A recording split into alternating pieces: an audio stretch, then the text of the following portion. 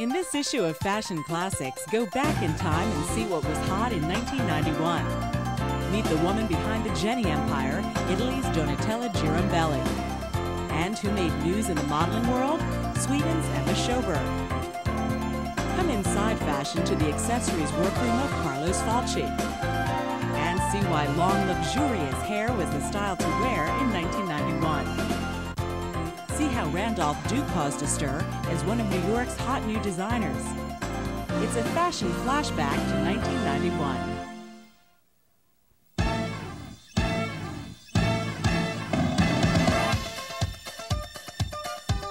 The year was 1991, and the looks that made headlines around the world went to extremes in a battle of the sexes.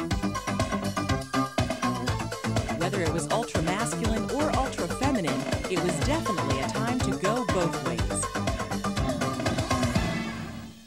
Fashion has always been a battle of the sexes. Sometimes it's very feminine, sometimes women borrow from menswear. This season, we're seeing both extremes happen. I think women are fully confident to feel that they can dress in a feminine way, or a provocative way, or a tailored way. We've started to swing toward the feminine look, bearing the body, and now it's that the cut and shape of the clothes and the fabrics together creates the new female form. One look flattered the female form more than any other for fall 1991. The princess shape threw a curve on runways around the world. Ralph Lauren sculpted it in military plaids. Marine de Prémonville did it with great flair. In Milan, Lara Biagiotti went for a more subtle shape. But in Paris, Valentino was well suited with hourglass silhouettes.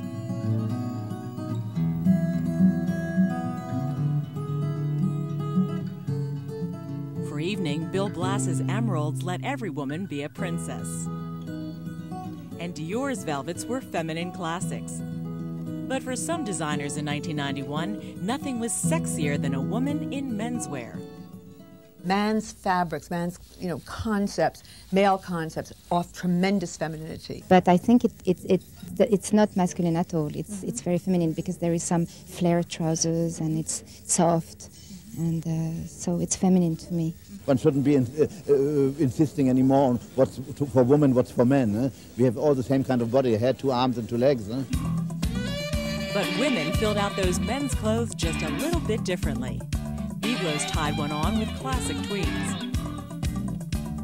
And Kenzo's pantsuits were form-fitting dandies. Ralph Lauren softened up the traditional trench coat. And in Paris, Danielle HECHTER was swinging with menswear style. Milan's Crizia loved fedoras. And Bill Blass brought the gentleman's smoking jacket out of the closet. But for fall 91, overt seduction was also in the news. A woman can play. She can be like a man, work and everything, and she also can be very seductive and feminine. I think that women should use their strength and they should, if necessary, seduce the boss, of course. The sexiest clothes that have ever existed came down the runways of the International Designer Collections this season. They were designed to raise eyebrows, and they certainly did. Sex appeal. If you had it, then 1991 was definitely the time to flaunt it. At Complice, underwear became outerwear.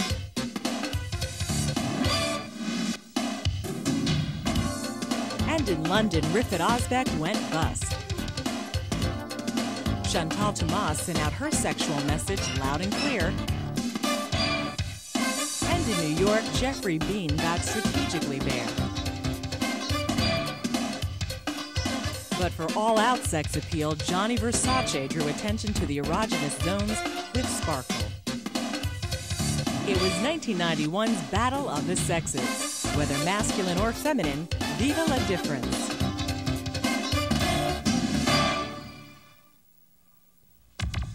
Now meet 1991's cover girl, Emma Sjöberg. I'm not one of those skinny girls. I'm kind of a curvy girl.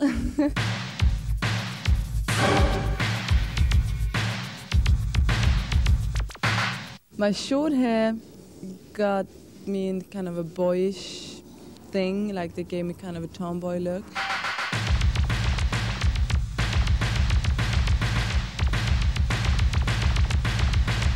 I'm a really feminine person myself, I feel like, and it always kept me in this tomboyish look, but that's what helped me getting up there, to get the tomboy thing. So I'm happy about that. Emma was one of 1991's hottest young modeling stars. Her combination of boyish looks and girlish charm made her a hit on the international runways, and later in George Michael's video, Too Funky. But this Swedish blonde wasn't always a beauty. I was very ugly. I have like teeth were growing apart. I was just a big mouth, and suddenly I grew into it. It was like the same size when I was born, and then my body kept on growing.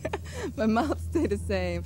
I had a big complex about it, actually, and I think I changed around 17, 18, in 1.5 years. Suddenly, just grew older, and your whole look changed, and suddenly guys started dating me. I was really surprised. Emma was also known for her animated style on the runway. I know I have a very funky way of walking, and people tell me that, so I have a tendency of getting like Karl Lagerfeld for Chanel. He likes to put me in these boyish kind of things, like pants instead of a skirt maybe. The way I walk, some people I know like and they love it, and that's why they keep booking me, but I know some people might not. And then I have to change, you know, maybe be calm down, because I know I'm moving a lot, maybe for my dancing time. The music is always so good, you know.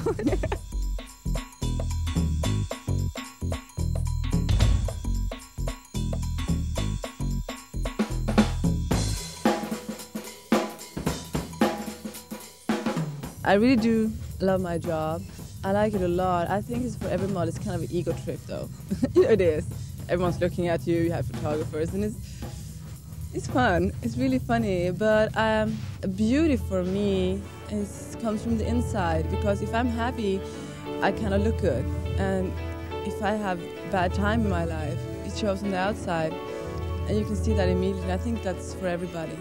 Everything is inside. If you feel good, you know, with your life, you show it out in your eyes and everything. You get a charisma which is incredible, and you can see it on everyone. And I think that's the standpoint of looking beautiful today, even if you're not a model. The face of fashion in 1991, Emma Schoberg.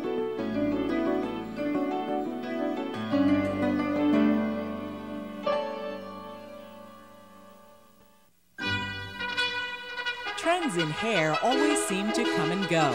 By the time you've caught on, stylists are already on to the next fad.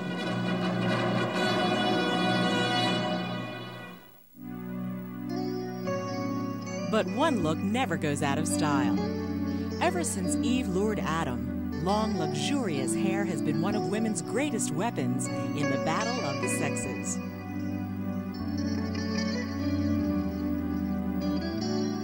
One man made news in 1991 for his love affair with beautiful long hair. Meet New York's George Michael, the man who never took a shortcut.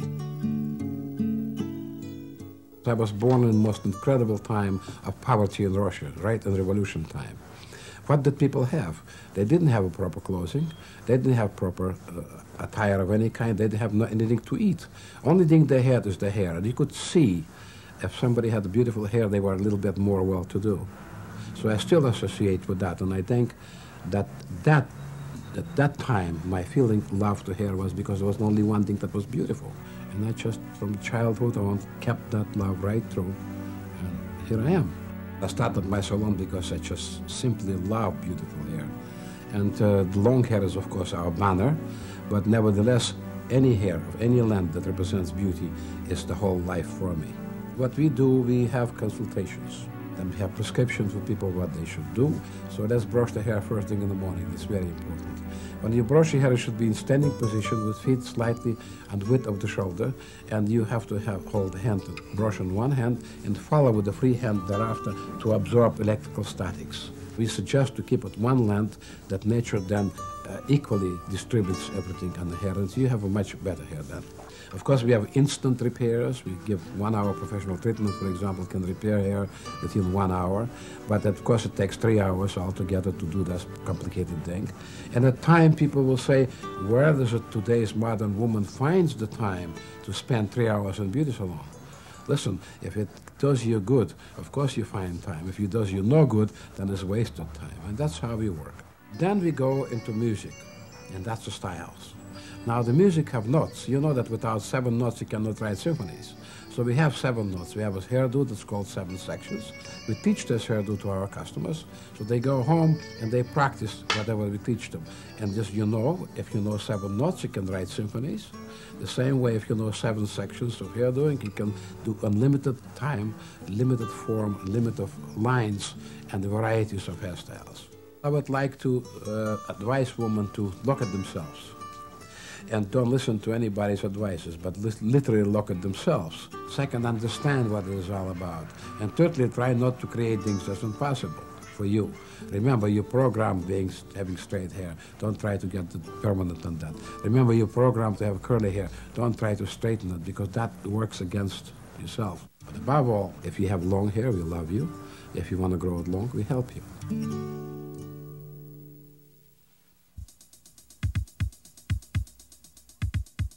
In the high-profile fashion world of the early 90s, one woman built an empire as the hidden name behind several well-known labels. By 1991, Italy's Donatella Girambelli had made it to the top, with grace, charm, and a lot of business savvy, as the driving force behind 3 diverse collections. The GIANNI, Complice, and Byblos labels are all a testament to Donatella's unique talents, both in marketing and in design. In 1991, she was certainly at the top of the international fashion pack.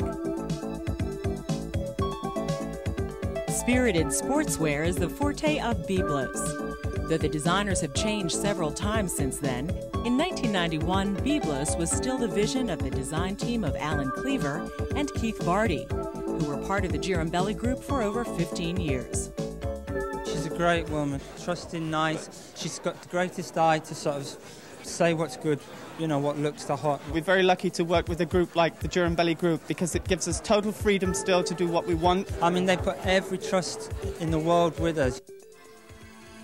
Girambelli also headed up Complice, which made fashion news in 1991 for its debut of a new design team, a young, little-known duo named Dolce and Gabbana, who designed with overt sexuality.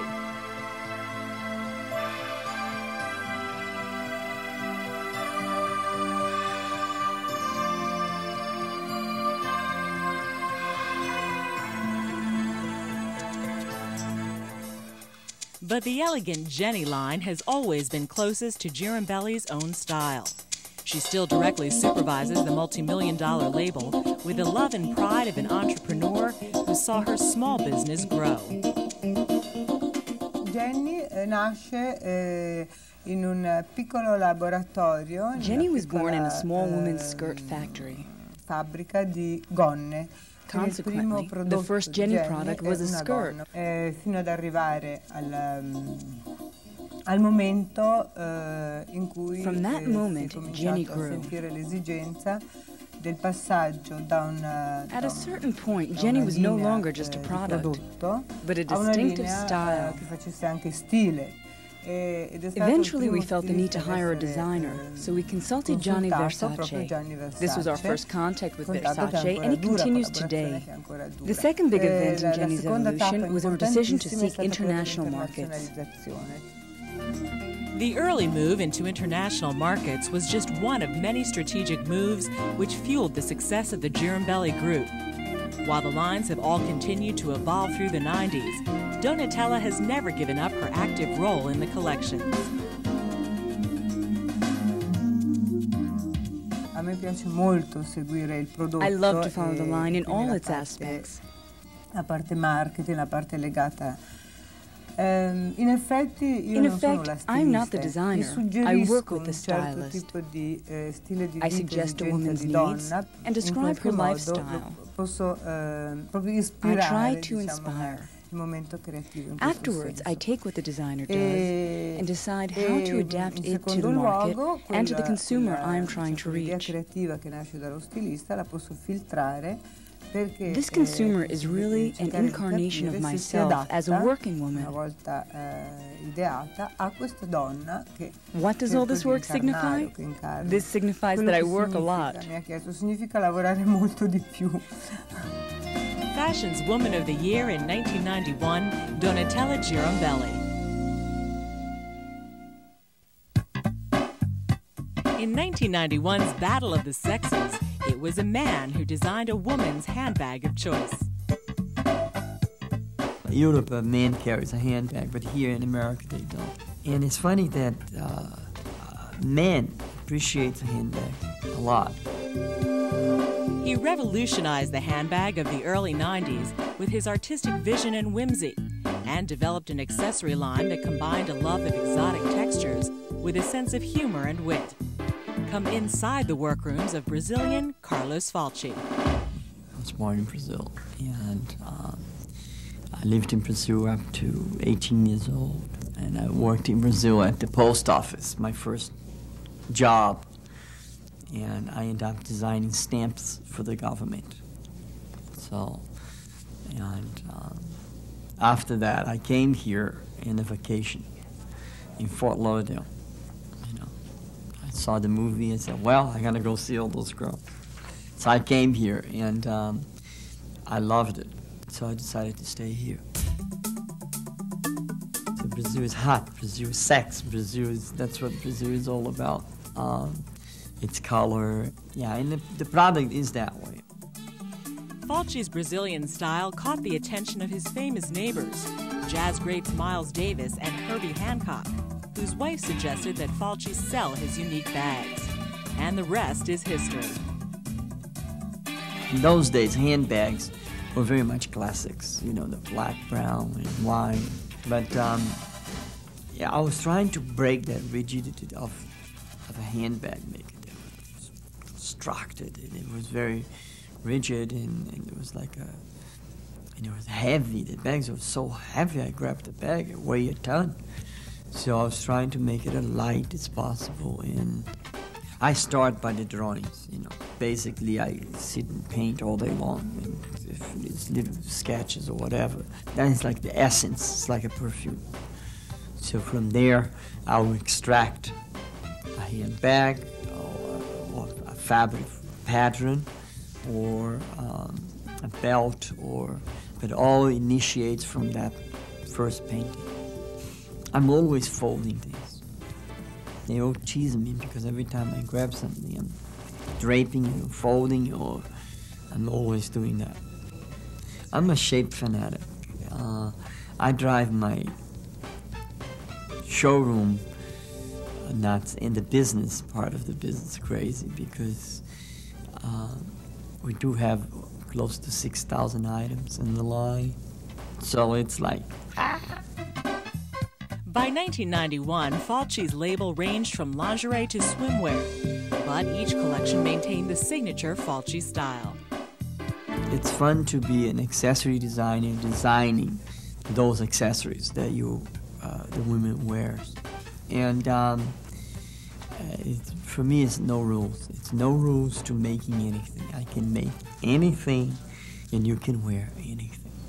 To me, that's my philosophy.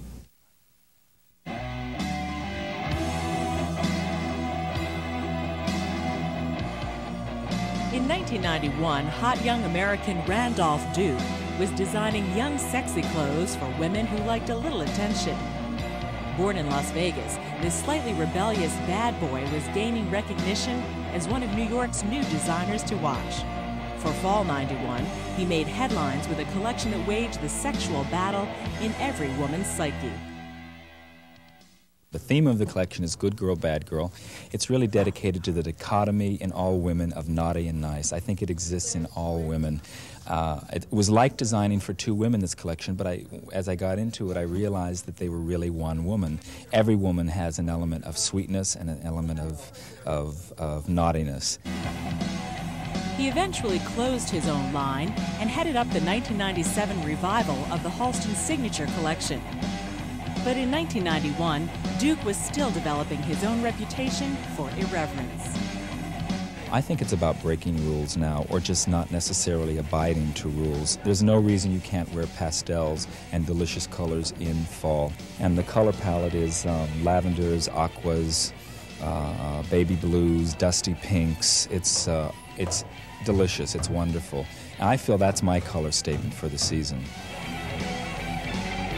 The fabrics are really diverse on this collection. It's a melange of fabrics. It's really not as much about silhouette anymore as it is about fabric, texture, shine, matte, optical illusions.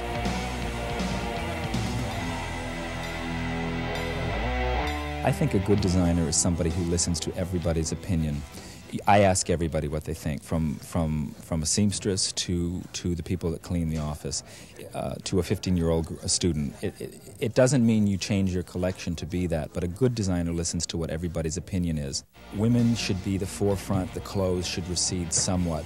I'll never say that my clothes recede, because my clothes are definitely about pizzazz, and they always will be. They're happy, they're vibrant, they're alive. They're about color, they're about shape, and they're definitely sexy clothes. Just like maybe a nice girl wants to be a little bit not. A designer to watch in 1991, Randolph Duke.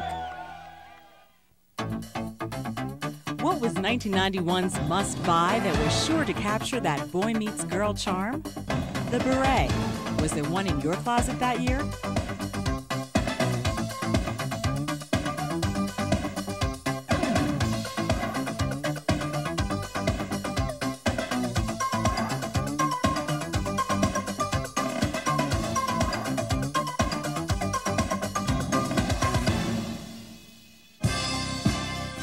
In 1991, women started to experiment with cross-dressing style.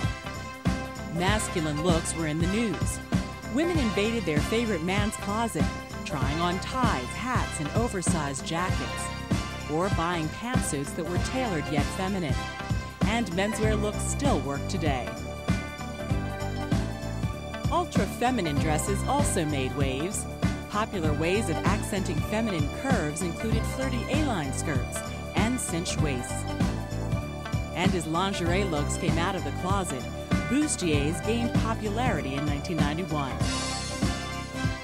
Fall 91 also saw a return to witty, colorful accessories. And of course, great style starts at the top.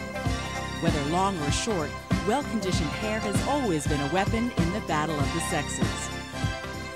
1991's Trends to Remember from Fashion Classics.